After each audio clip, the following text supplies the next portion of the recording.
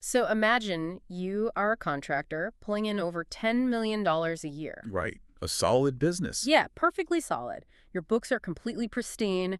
You pay your bills early. Your debt service ratio is flawless. You're doing everything right. Exactly. So you walk into a bank to expand your line of credit. You expect a very easy approval, but instead they hand you a hard denial. It is the most frustrating thing a business owner can experience. It really is.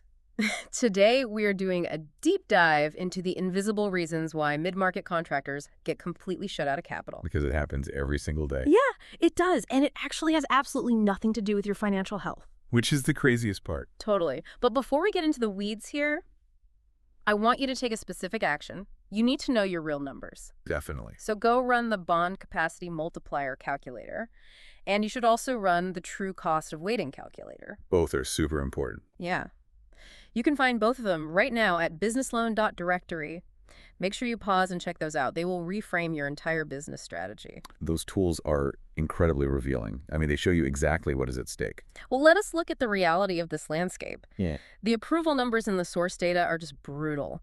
Large banks approve only 13.6% of small and mid-market loan applications. That number always shocks people. I mean, the vast majority of applicants are just walking away empty-handed. And it gets even worse for established players. Like 21% of contractors over $10 million in revenue get completely shut out. Yeah, they hit a solid brick wall. Right.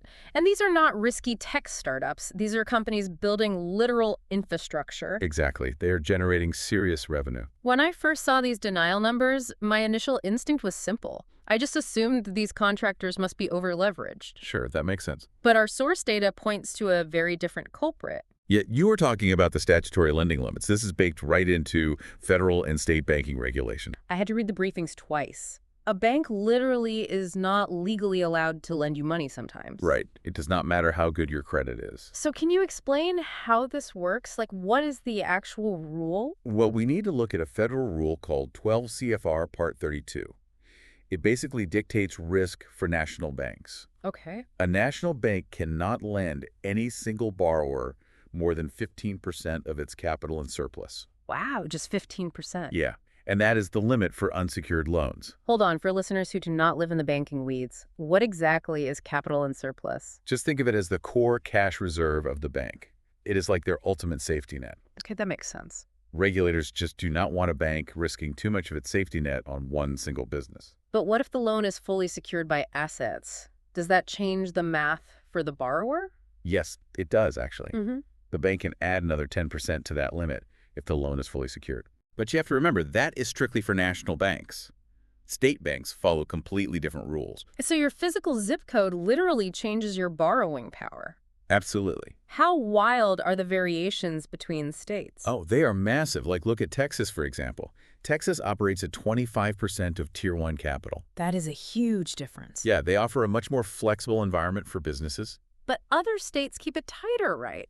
I saw Florida and New York in the source data. Right. So Florida caps things at 15% unsecured, or they allow 25% combined. And New York. New York is notoriously strict. They sit firmly at a 15% limit across the board. This reminds me of a very specific real-world scenario.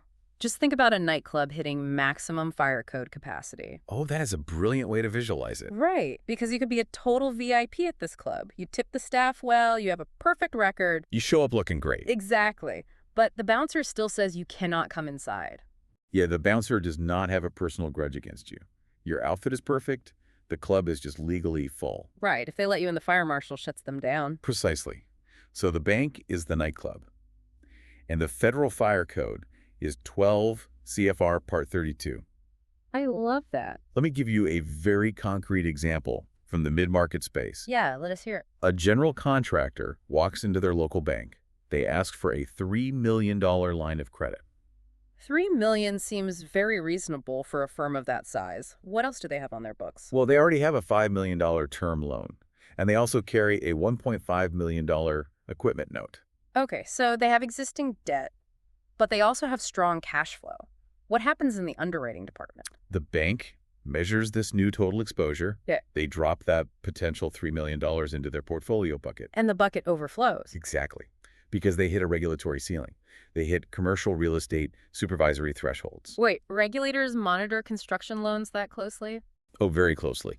The first alarm rings when construction loans hit 100% of risk-based capital. And what does that do? That triggers immediate regulatory analysis. So the bank basically gets an audit just for lending to you. Right. And there's an even harder limit. If total commercial real estate hits 300%, it triggers intense scrutiny. The bank gets incredibly nervous. Super nervous. Let us clarify this for the listener. Your debt service coverage ratio is completely clean. Yep. Your cash flow easily covers the new debt payments. On paper, you are the perfect borrower, but the portfolio at the bank is simply entirely full. Yeah. So they send you a rejection letter. Right. But they never actually tell you the club is full. Wait, never? Never. The denial letter might vaguely cite market conditions, or it might say you have sufficient existing credit. Wow. Yeah, the real reason is purely statutory. That is incredibly frustrating. But mathematical limits are just the first hidden trap, right? Right, Because we yeah. also have to navigate geographic and political boundaries. This is where the landscape gets very complicated. Yeah. Big banks rely heavily on political underwriting screens. It is so fascinating to see state-level politics colliding with federal banking systems. It really is. The source data shows exactly how this tug-of-war hits a contractor directly. Yeah, let us look at Citi. Their ESG framework applies net zero 2050 underwriting screens. Okay, so ESG means environmental, social, and governance. Right. They are screening borrowers based on corporate climate goals. Yes. Now contrast that with Bank of America. In 2024, they actually reversed a previous policy regarding assault weapons. Why the sudden reversal? That seems like a major institutional shift. It was driven entirely by state legislation. Texas and Florida passed strict anti-ESG laws. And just to be totally clear to the listener, we are impartially recording the source material here. Absolutely. We are not taking sides. We are just looking at the data. So these laws specifically penalize banks that boycott certain industries. Exactly. So state politics literally force banking policy changes. Yeah. It is a complete political tug of war. And the contractor is just the rope getting ripped apart. Yeah, it creates a deeply uneven playing field. Your industry code can literally ruin your chances. I really have to push back on the fairness of this mechanism. How so? Well, think about a local general contractor who is just pouring concrete. Give me a specific scenario. Imagine a contractor building a purely structural retaining wall, but the client happens to be a legal cannabis dispensary. Right. Why does the concrete guy get penalized? They are treated like they are selling the product themselves. It is entirely guilt by association. The banking software sees the related industry code. Just from pouring a wall. Yeah. The compliance department flags the source of funds. The regulatory burden on the bank is massive. So they just say no. Right. Cannabis-adjacent construction is a hard wall for major banks. Which banks are we talking about here? The biggest ones? Wells Fargo, Chase, Bank of America, Citi. They absolutely will not bank cannabis-related work. So what is the alternative for that contractor? They still need banking services. State-chartered alternatives do exist for these specific industries, but the overhead costs are astronomical. Break down those costs for us. How bad is the penalty? They charge $1,500 to $5,000 per month, just in basic maintenance fees. Wait, $5,000 a month just to keep a checking account open? Yeah. That is highway robbery. Oh, well, the banks justify it through compliance costs. They have to trace every single dollar. Oh, wow. And the loan rates are even worse. Groups like Polaris price specialized real estate loans between 12 and 17%. That immediately eats into a project margin. And none of this political friction ever shows up on your balance sheet. No, it is entirely invisible to your accountant. But it completely dictates your survival in the market. This hidden friction really explains the massive approval gap we saw earlier. Exactly. Small local banks approve 75% of mid-market applications. Okay. But large national banks approve only 66%. So the gap is driven purely by corporate policy. It has nothing to do with borrower quality or luck. Absolutely nothing. And state regulatory friction plays a huge role too. Right, like Washington, Oregon, California, New York, and Illinois. Yeah, they all carry much stricter underwriting overlays. What about the less restrictive environments? Where is it easier to build? Texas, Florida, Tennessee, and North Carolina. These states offer much less regulatory resistance for commercial borrowers. So if the front door at the big banks is locked by rules and politics, you need a side door. You really do. We need to pivot to the actual solution here. For mid-market contractors, the ultimate lifeline is surety bonds. You must leverage your adjusted working capital. Let us clearly define that term for the listener. What is adjusted working capital? We call it AWC in the industry. It is basically your liquid assets minus your short-term liabilities. Okay. Sureties underwrite strictly against this specific number. How does that AWC number translate into actual project capacity? It acts as your baseline. The aggregate bond limit usually runs 10 to 20 times your AWC. So if I have 100,000 in AWC, I can get 2 million in aggregate bonds. Yeah. What about a single project? The single project limit generally runs roughly 1/5 of your total aggregate capacity. So think of your CPA tier as a multiplier in a video game. Upgrading your accounting method unlocks massive new levels. That is the perfect analogy. The surety underwriter relies entirely on the confidence they have in your numbers. Let us look at the tiers. What is level 1? What do you get for basic compiled statements? Compiled statements get the absolute floor multiplier. The underwriter has the least amount of third-party confidence. So you want to level up to reviewed statements next? Right. Reviewed statements step up the multiplier significantly. The CPA does more testing so the surety feels safer. But what is the ultimate power-up? Like, how do you unlock the absolute ceiling? You need audited accrual with percentage of completion. Okay. That provides the highest level of verification for revenue recognition. Let us do the actual math on this, because the leverage here is just striking. Okay, imagine you secure a $300,000 line of credit. You leave it undrawn. So I count that available $300,000 directly in my AWC calculation. Exactly. And that line of credit is incredibly powerful. It can multiply into $4.5 million of single project capacity. Oh, wow. That completely changes what jobs I can bid on. Totally. What if I have the maximum CPA tier? Let us say you have a $1 million line of credit and you provide fully audited statements. Okay, I apply the maximum multiplier. What does my capacity look like? That single $1 million line multiplies into $20 million of aggregate capacity. That is insane. Yeah, you are playing in a totally different league now. And we need to remind everyone why these bonds actually matter. They are not optional insurance policies. No, they are legally required to do the work. They guarantee the project gets finished and the subcontractors get paid. Right.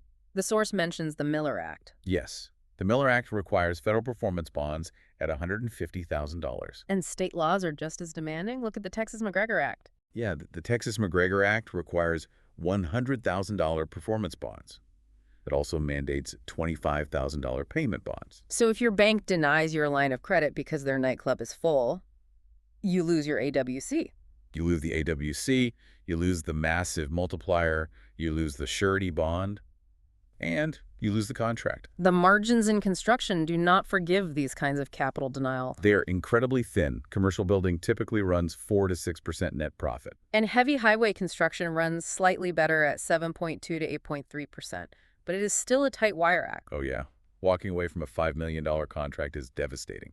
It is real money lost forever. The general contractor who pre-positioned capital suffers immensely. You move heavy equipment, you hire specialized crews. You spend weeks prepping the site, then the bank suddenly says no. It is a total nightmare scenario. So to get that line of credit and boost your AWC, you simply cannot rely on one single bank. No, you cannot risk hitting their specific fire code limit. You have to cast a much wider net. This brings us to the marketplace solution. How do you find unused lending room quickly? The strategy is brilliant. You submit one single digital file. Okay. That file goes to dozens of different lenders simultaneously. But who exactly are these lenders? Because we know the big national banks are stingy. The marketplace includes state-chartered banks, it includes regional credit unions, and it also includes non-bank financing specialists. Now, I have a really crucial question here. Every business owner worries about credit inquiries. Right. Does sending one file to dozens of lenders hurt your credit score?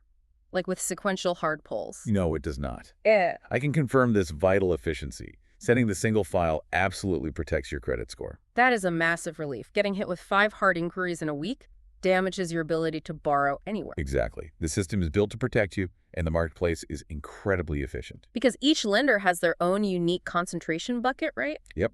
They also have their own specific geographic footprints and industry appetites. So if the local bank is completely full on construction loans, a credit union 3 states away might be totally empty. Exactly.